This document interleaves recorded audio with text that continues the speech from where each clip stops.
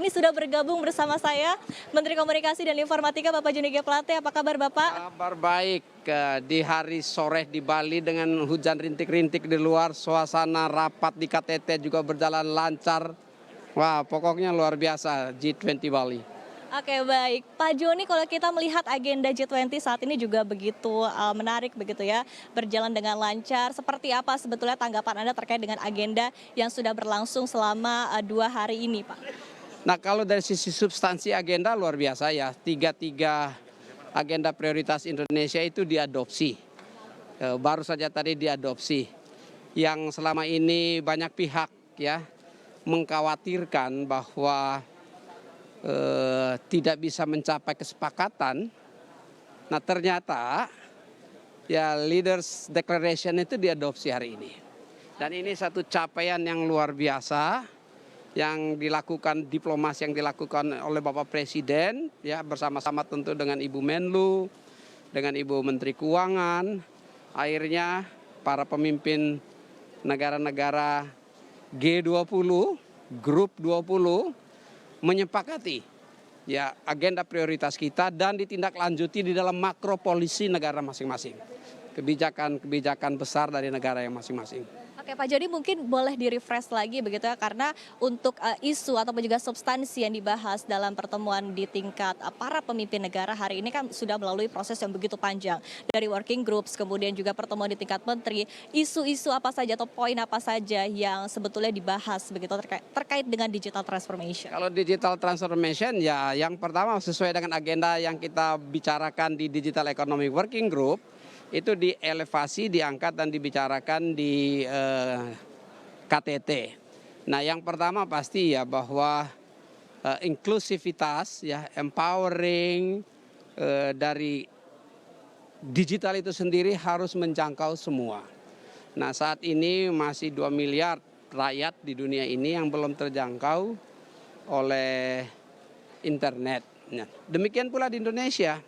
Sehingga pimpinan-pimpinan negara ini, kepala-kepala negara ini didorong agar juga memperhatikan bagaimana pembangunan infrastruktur yang merata di seluruh dunia. Demikian halnya di Indonesia. Nah, yang kedua ya memanfaatkan atau memberikan perlindungan terhadap small medium enterprise UMKM. Ya, agar inklusivitas itu bisa tercakup di dalamnya dengan melibatkan UMKM dan negara-negara yang baru berkembang.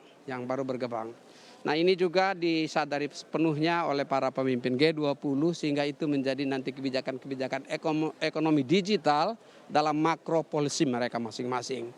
Dan tadi juga Bapak Presiden menyampaikan di pembukaannya dan ini diadopsi di dalam deklarasi bahwa kita perhatikan terkait dengan data flow dan cross border data flow yang bermanfaat untuk kepentingan ekonomi, ya yang bermanfaat bagi masyarakat, namun ya harus memperhatikan terhadap serangan-serangan cyber. Ya baik serangan-serangan dalam soal teknis cyber security maupun yang terkait dengan pemanfaatan yang salah ruang digital. Jangan sampai ruang digital diisi dengan hoax, dengan disinformasi, malinformasi seperti itu. Indonesia sendiri mempunyai tantangan yang besar. Tantangan yang besar yang pertama dengan wilayah yang sangat luas ya yang tersebar di banyak pulau, negara kepulauan, archipelagic island state ya. Kita perlu membangun infrastruktur sampai di ujung-ujung negara ya, sampai di wilayah terdepan, terluar dan yang tertinggal. Ini pekerjaan yang besar yang harus kita lakukan. Yang kedua, untuk wilayah yang sudah dibangun juga banyak masyarakat yang menginginkan internet yang lebih cepat ya. Nah, di Indonesia internet yang lebih cepat ini sangat tergantung kepada tata kelola spektrum frekuensi. Nah, ini yang sedang juga kita usahakan untuk melalui farming dan refarming spektrum frekuensi agar operator seluler mempunyai bandwidth yang besar sehingga bisa digunakan untuk kecepatan internet yang lebih cepat ya.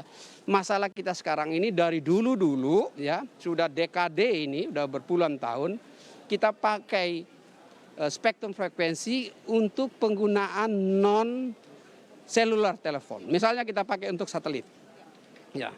Nah, kita pakai untuk satelit ini begitu besarnya ke frekuensi untuk satelit yang harusnya bisa digunakan untuk telkom seluler. Demikian pula televisi. televisi selama ini menggunakan untuk kepentingan terestrial, menggunakan spektrum, khususnya spektrum 700 gitu ya, itu boros spektrum. Nah makanya penting analog switch off. Nah maka itu kita minta untuk didukung analog switch off itu supaya apa? Supaya tersedia spektrum frekuensi sehingga bisa digunakan untuk telekomunikasi dan internet yang lebih cepat. Jadi ini pilihan-pilihan yang harus kita lakukan. Oke, baik. Tadi 3 poin terkait dengan connectivity digital, kemudian juga terkait dengan digital literasi dan juga skills, dan tadi keamanan ya Pak. Selain keamanan satu lagi yaitu talenta digital. Talenta Digital digital. literasi juga penting dan ini para pemimpin G20 bersepakat ya baru harus mendorong literasi digital termasuk ya untuk pengguna-pengguna di kampung-kampung atau yang tingkat pendidikannya masih kurang. Oke, baik. Terima kasih sekali Pak Joni sudah berbincang bersama kami dengan CNBC Indonesia. Semoga lancar, sukses dan sehat selalu untuk Anda ya Pak. Sama-sama, Terima kasih. terima kasih. Dan demikian Safrina langsung dari BICC Nusa Dua Bali kembali ke Anda di studio.